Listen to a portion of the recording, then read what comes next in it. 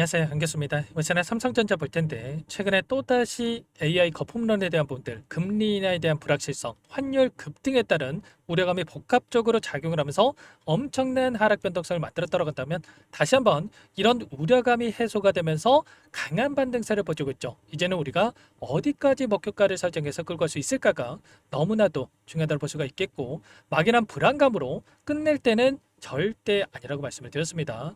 오늘 여러분들께 앞으로 우리가 삼성전자를 어떻게 끌고 가야 될지 상세하게 풀어드리는 시간 가져볼 테니까 오늘 영상만큼은 흘려보지 마시고요. 끝까지 보시고 나서 여러분들 평단가에 맞게끔 기준과 원칙을 확실하게 세워갈 수 있는 그런 시간이 되셨으면 좋겠습니다. 너무나도 중요한 시점 와 있으니까 오늘 준비한 내용 바로 시작해 보도록 할 텐데, 그전에 앞서서 구독과 좋아요 이 정도만 아니라 꼭 눌러주시고 시청해 주시기 바라겠습니다. 자, 우선적으로 이슈 먼저 살펴보도록 할 텐데, 최근에 이 금리 인하에 대한 불확실성이 크게 작용하면서 빅테크 기업들이 상승을 제한시키는 움직임이 있었다고 한다면 보시면 어때요? 12월 달에 예정되어 있는 FOMC 일정에 따라서 0.25bp에 대한 금리 인하 확률이 85%까지 급증하는 움직임이 있었단 말이에요. 일전에는 20%에서 30%에 머물러 있었다고 한다면 이제는 금리 인하의 확률이 기정사실로 바뀌어가고 있다. 그렇다고 했을 때 결국에는 다시 한번 빅테크 기업들의 급등하는 움직임으로 연결될 가능성이 굉장히 높다. 그리고 환율에 대한 부분들도 어떻습니까? 1474원까지 급증했던 환율에 대한 부분들도 다시 한번 점차적으로 안정화를 찾아가는 움직임, 정부에서 직접적인 개입에 대한 부분들까지 이야기가 있었기 때문에 이러한 부분들이 지금 시장의 안정화를 찾아가고 있고, 그리고 그 가운데서 대장주로 움직일 수밖에 없는 이 빅테크 기업들 안에서 반도체 대장주인 이 삼성전자가 다시 한번 상승을 만들어갈 수 있는 환경이 하나하나씩 마련되고 있다, 이렇게 볼 수가 있겠습니다. 그리고 특히나 어때요? 최근에 이 반도체 기업들의 이 반등을 만들어가는 과정 안에서 SK 하이닉스는 상승이 제한되는 움직임이 나타나고 있단 말이야. 오히려 하락 변동성을 만들어가고 있는 이 움직임. 다만 이 삼성전자는 오히려 엄청난 상승세를 보여주고 있죠. 이런 상이한 움직임이 나타나고 있다라고 하는 게 결국에는 이 안에서 대장주로 이제는 삼성전자가 가파르게 상승할 수 있는 이러한 부분들로 우리가 생각할 수가 있다는 거고요.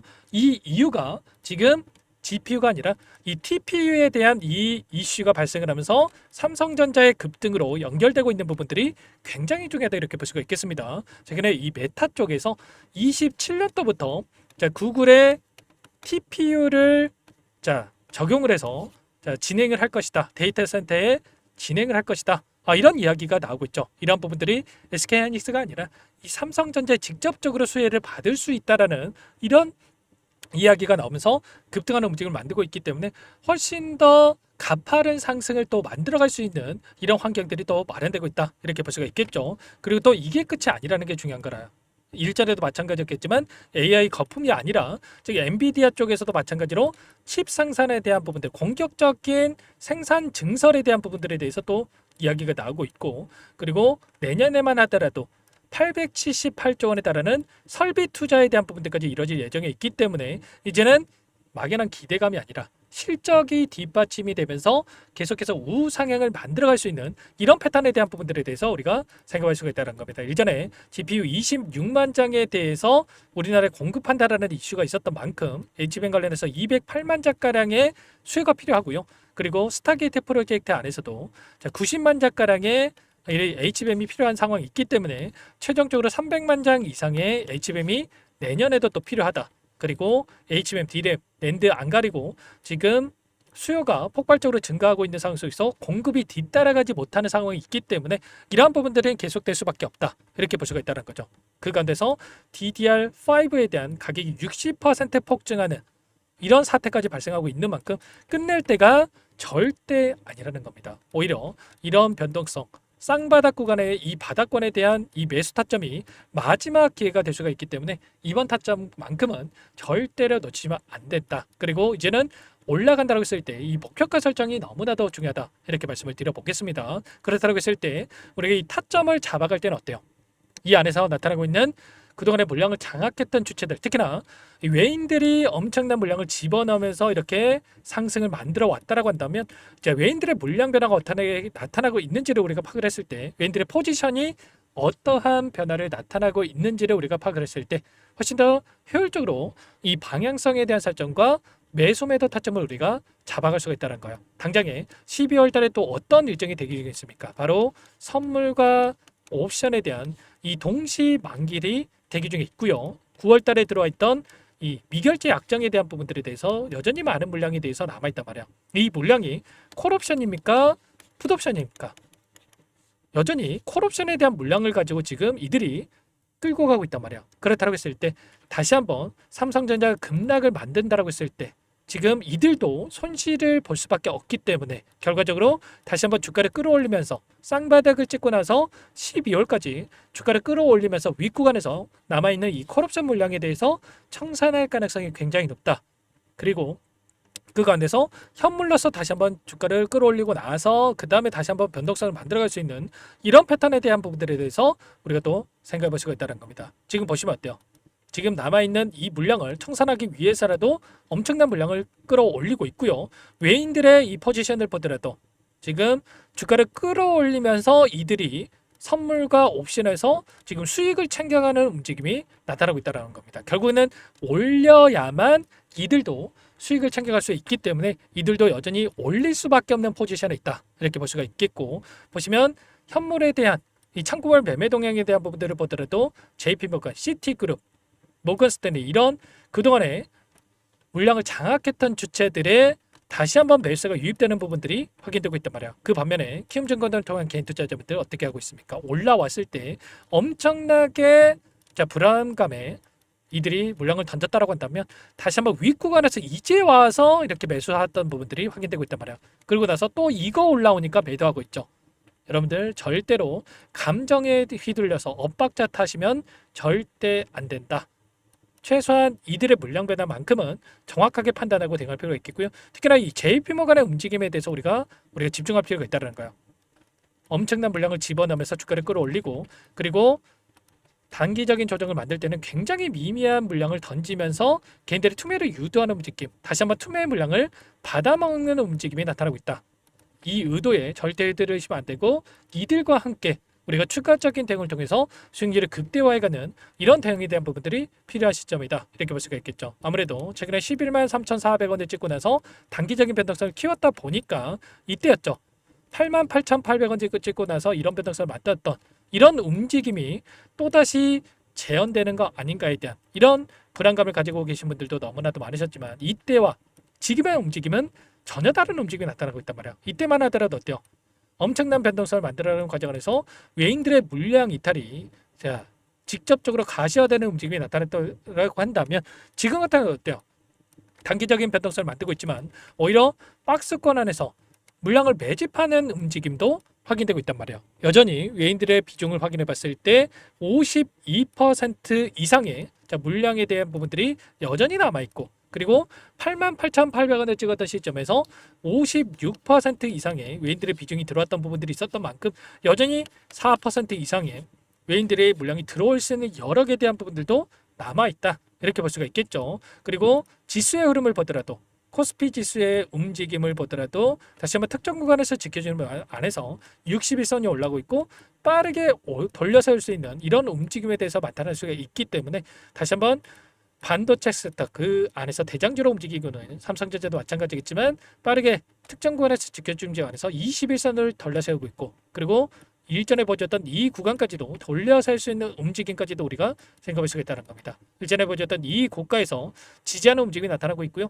그리고 12월 달이 됐을 때 옆에 하나 봉이 생기겠죠. 봉이 하나 생겼을 때 아래로 급락하는 움직임이 아니라 위로 다시 한번 끌어올리는 움직임 그리고 나서 윗구간에서 윗꼬리가 달리는 이런 움직임이 나타날 수 있기 때문에 이 꼬리 안에서 목표가 설정에 대한 부분, 이 매도 타점을 우리가 어떻게 좀 잡아가는지가 너무나도 중요하다고 말씀을 드리는 겁니다. 아시겠죠? 절대 여러분들 혼자 계시다 실수하지 마시고요. 이런 모든 내용들에 대해서 실시간으로 여러분께 공유를 드리면서 대응을 하고 있죠. 이때도 마찬가지로 추세를 상방향으로 만들어가는 과정에서 매도, 매수, 매도, 매수, 매도, 매수 절대 여러분들 지금 시점에서도 마찬가지겠지만 이때도 마찬가지죠. 박스권에서 오히려 박스권 하나를 이탈시켰다 보니까 이때 매도하시는 분들 너무나도 아시는데 그때 개인들의 투매를 유도하고 나서 폭발적인 주가 급등을 만들었던 것처럼 이번에도 마찬가지로 박스권 그리고 한 차례 박스권 하단을 이탈시키고 나서 다시 한번 올려 세우는 이런 움직임이 나타나고 있기 때문에 오히려 이 부분이 우리에게 마지막 기회가 될 수가 있는 만큼 절대 실수하지 마시고 함께 이 타점을 잡아가면서 수익률을 극대화해 가는 이런 대응을 함께 보시기 바라겠습니다. 아시겠죠? 이런 모든 대응들에 대해서 실시간으로 이 텔레그램 정보방 안에서 이렇게 공유를 드리고 있고요. 아직까지도 혼자 계시다가 불안하다 이러신 분들은 제가 더보기란에 있죠. 아래 보시면 더보기란이 있습니다. 더보기란에다가 링크 하나 남겨놨으니까요. 링크를 토대로 해서 여러분들 편하게 입장하셔가지고 여러분들께서 함께 대응을 해 가시면 될 것 같습니다. 아시겠죠? 여러분들 확인되시는 분들은 순차적으로 여러분들께 이 안에서 입장할 수 있게끔 도와드릴 테니까 미리 입장 요청만 하시면 될 것 같고요. 최소한 제 구독자님들은 알아야 되기 때문에 구독과 좋아요 정도만 여러분 꼭 눌러주시고 입장 요청해 주시면 한 번에 한번 확인하고 나서 바로 여러분께 입장 수락을 해드려 보도록 하겠습니다. 실시간으로 여러분께 공유를 드리면서 대응을 하고 있고요. 여기에 삼성전자 제가 또 검색을 해보면 매일같이 코멘트 드리면서 함께 타점 관련해서도 여러분께 말씀을 드리고 있단 말이에요. 매수가, 목표가, 그리고 매도가 이런 거 전부 다 여러분께 말씀을 드리고 있는데 보시면 이때도 마찬가지였죠.